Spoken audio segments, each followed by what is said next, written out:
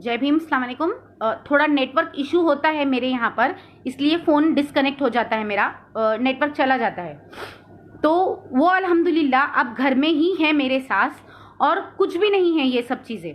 ये सिर्फ क्या किया गया है, ये एक तरीके से डर का माहौल बनाकर, लोगों को डरा कर, लोगों को एक तरीके से कहते हैं ना, मानसिक तौर पर हैरेसमेंट करके, एक मानसिक तौर पर परेशान करके हम आम जनता को ये लोग सिर्फ परेशान करने का काम कर रहे हैं। हर तरीके से, हर तरफ से ये लोग हमको मजबूर कर रहे हैं। हर तरफ से मजबूर करने का काम किया गया है। एक आर्थिक तौर पर भी आप लोग खुद सोच रहे होंगे कि आर्थिक तौर पर भी हम कितने मजबूर हो चुके हैं। एक आर्थिक तौर पर भी आप लोग कहाँ, अगर 25,000 जिसकी सैलरी आती थी, आज अगर 7 से 8,000 सैलरी आ रही होंगी, उसमें EMIs आ रहे हैं, उसमें भी सरकार की तरफ से क्या सहूलत की गई है? कुछ भी सहूलत नहीं है। EMI वैसे ही कट रहे हैं। कोई चीजों में कमी नहीं आई है, कोई चीजों में कमी नहीं आई है, कोई भी चीजों में। पर फिर भी ये लोग सिर्फ एक काला बाजार, किसी ना किसी तरीके से वो एक काला बाजार चलाने का काम कर रहे हैं।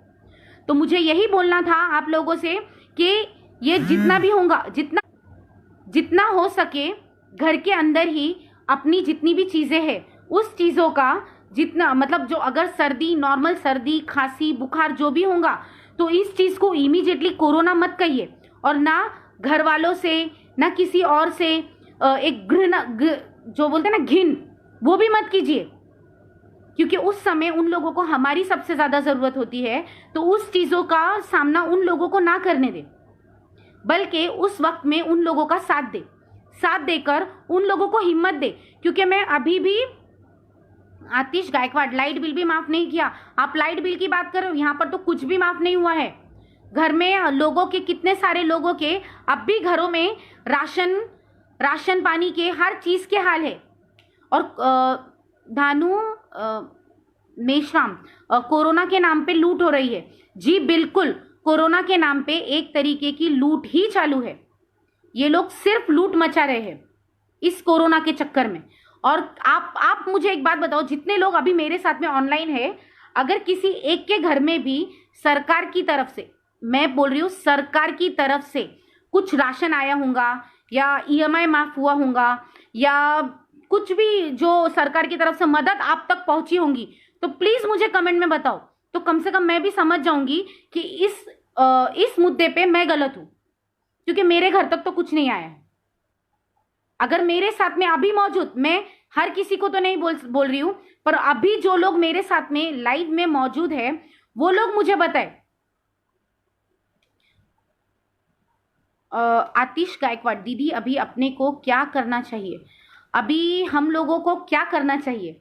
या अभी एकजुट होकर इस चीज का जो विरोध है, वो विरोध हमको करना चाहिए। मैं ये नहीं कहती कि बिल्कुल ही नहीं है, होगा, क्योंकि पूरी दुनिया में चल रहा है, कोरोना होगा, पर 90% झूठ है, 10% सच है। इस चीज को मानकर चलो आप। 10% है पर 90% नहीं है, पर डराया 90% को जा रहा है। तकलीफ 90% को हो रही है। हर चीज का जो स्ट्रगल है, वो हम 90% लोगों को करना पड़ रहा है। जो हम जैसे नॉर्मल लोग जो है, जो एक मिडिल क्लास फैमिली के भी लोग हैं, उनको भी स्ट्रगल करना पड़ रहा है। जे एक नॉर्मल चीज मैं आपको बताती हूँ कि ये चीज तो सब बोलते हैं कि ये इंसान गरीब है, इसकी मदद करनी चाहिए, इसको कुछ देना चाहिए। गरीबों तक किसी न किसी तरीके से मदद पहुंचाई जाती है। अमीरों ने पहले से ही दबा के रख दिया है अपने पास खजाना, तो उनको किसी चीज की कमी नहीं है। पर जो मिडिल क्लास फैमिली के लोग हैं, वो लोग एक इज्जत के खौफ से, एक डर के खौफ से, वो लोग अपनी परेशानी किसी को बोल नहीं पाते हैं। वो लोग झिझकते हैं।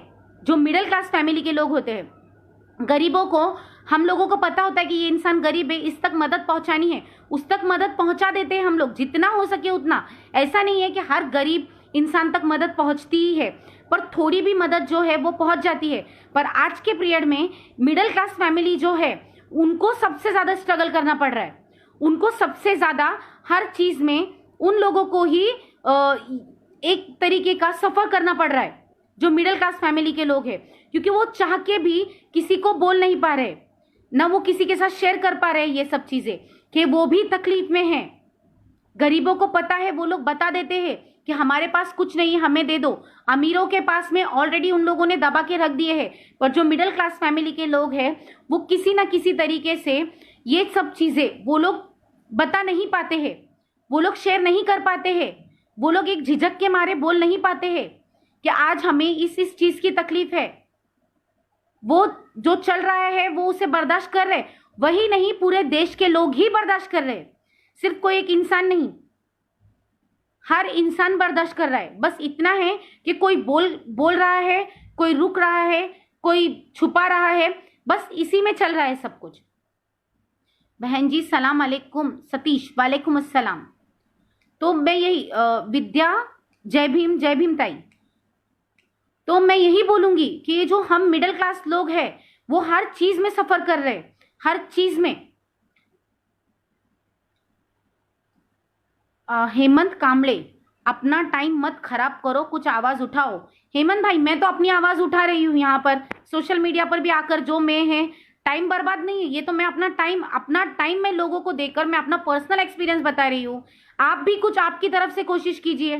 कैसा है मालूम है क्या, फेसबुक पर बैठकर कमेंट करना बहुत आसान होता है, ग्राउंड लेवल पर उतरकर काम करना उसे कहते हैं कि एक्चुअल में वो काम है। और मैं सिर्फ सोशल मीडिया पे नहीं रहती हूँ, मैं ग्राउंड लेवल पे भी रहती हूँ।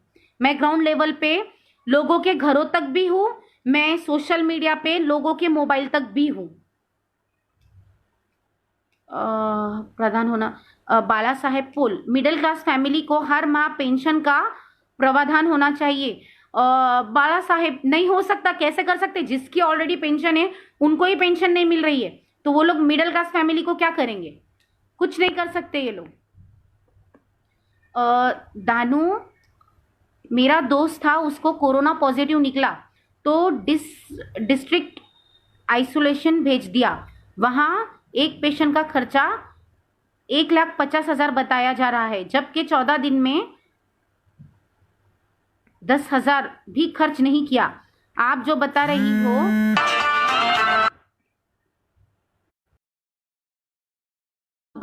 हो वो बातें बता रहा है। बिल्कुल बिल्कुल भाई, सेम यही सिचुएशन है हर जगह पे, बस आपको यही बातें मिलेंगी। कोई भी आपको इंसान आपको ये नहीं बोलेगा, इंसान सिर्फ एक डर, मैं अभी भी बता रही हूँ कि ये जो कोरोना से मौत हो रही है, इंसान बोल रहा है, तो उसका रीजन सिर्फ यही है कि वो जो इंसान है वो एक डर रहे कि अरे मुझे कोरोना हो गया। अब मैं आपको बताती हूँ ना कि एक दिन पहले जब अम्मी को रिपोर्ट पॉजिटिव की बात आ गई थी तो मेरा खुद का ब्लड प्रेशर लो हो गया था। मैं खुद दूसरे दिन हॉस्पिटल चली गई थी इमीडिएटली कि हमको भी टेस्ट कराना चाहिए। मैं खुद वही चीज आपको बता रही हूँ कि मैं खुद भी डर गई थी वो टाइम पे कि क्या पता कि शायद मेरा भी पॉजिटिव आ जाए, या मेरे घर में बच्चा भी है छोटा, मेरा 7 साल का बेटा है, मेरे हस्बैंड है, हम लोग वही डर गए थे। मैं खुद भी दूसरे दिन मेरा खुद का ब्लड प्रेशर लो हो गया था और मैं खुद भी बीमार थी 3 से 4 दिन। तो इस तरीके से एक डर का माहौल, और डर हर इंसान को लगता है। डर मुझे इस बात का लगता है कि कोरोना की आड़ में मुझे मेरे रीति रिवाज के हिसाब से अगर दफनाया ना गया तो सरफराज पठान अस्सलाम वालेकुम अस्सलाम भाई, मुझे डर इस बात का लगता है कि मुझे गुस्ल ना दिया गया तो, मुझे दफनाने में डायरेक्टली प्लास्टिक में दफनाया गया तो, मैं उस चीज से डरती हूँ। मैं मौत से नहीं डरती कि बाबा मौत आ जाएंगी, मैं मर जाऊंगी, क्या होगा। बात ये नहीं है, बात ये है कि इस तरीके की मौत अल्लाह किसी को भी ना दे। ऊपर वाले से यही बोलूंगी कि इस तरीके की मौत किसी को भी ना मिले। जय भीम वालेकुम मैडम। नारायण जय भीम सर। राहुल गायकवाड़ जय भीम, सबको जय भीम। और इसीलिए इन लोगों ने अपना ये सब चीजें जय भीम बोल रहा हूं, जवाब दो ना। अक्षय कुमार बंसोड़े जय भीम भाई। तो मैं यही बोलूंगी कि जो आप लोग हैं, तो इन लोगों ने अपनी इसी नाकामी को छुपाने के चक्कर में, इसी नाकामी को दबाने के चक्कर में इन लोगों ने तब तबलीगी जमात का सहारा लिया था, और तबलीगी जमात की आड़ में इन लोगों ने ये पूरा खेल रचा है, लोगों का ध्यान पूरा डाइवर्ट कर दिया। बाकी लोग बेरोजगारी से, भूखमरी से लड़ते हैं और हमारे लोग सिर्फ धर्म के नाम पे लड़ते हैं। आतिश गायकवाड़, मुझे लगता है कि सिर्फ दहशत पैदा कर रहे हैं, कोरोना की आड़ में सावधान। बिल्कुल भाई, यही हो रहा है, बाकी और कुछ नहीं है। फरहान खान, डरने की कोई बात नहीं, जरूरत है, ये आम बीमारी है। फरहान भाई, मैं खुद भी जानती हूँ कि ये आम ही बीमारी है, पर इसमें डरने का रीजन ये है कि ये कोरोना बोलकर ये लोग लोगों को मारने के बाद में आपको क्या प्लास्टिक में लपेट के ये लोग फैमिली को दे रहे हैं। आपकी फैमिली भी आपका चेहरा नहीं देख पाएंगी। आप खुद सोचिए। राजेश यादव, जय शिवराय, जय शिवराय। तो वही मैं बोल रही हूं कि ये लोग, प्रशांत भाऊ, जय भीम, जय भीम।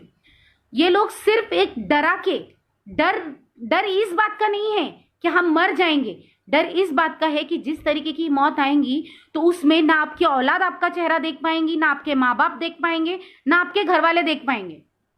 आप ये चीज सोचो ना। आपको क्या पता कि मरने के बाद में वो प्लास्टिक में लपेट के देने के बाद में डायरेक्टली लेके जाके दफनाया जा रहा है, तो दफनाने के बाद में आपकी आंखें निकाल ली है, आपकी किडनियां निकाल ली है, आपका हार्ट निकाल लिया है, हमें क्या पता चलेगा इसमें। फैमिली के हाथ में बॉडी नहीं दी जा रही है। मैं तो चाहती हूं कि जितने हमारे यहाँ पे के भी लोग हैं, अगर हिम्मत करे, थोड़ी हिम्मत करके ये जो प्लास्टिक में भरी हुई बॉडियां जो दे रहे हैं ये लोग, यही खोलकर देख ले हम, तब हमको पता चलेगा कि ये क्या है, किस तरीके का है।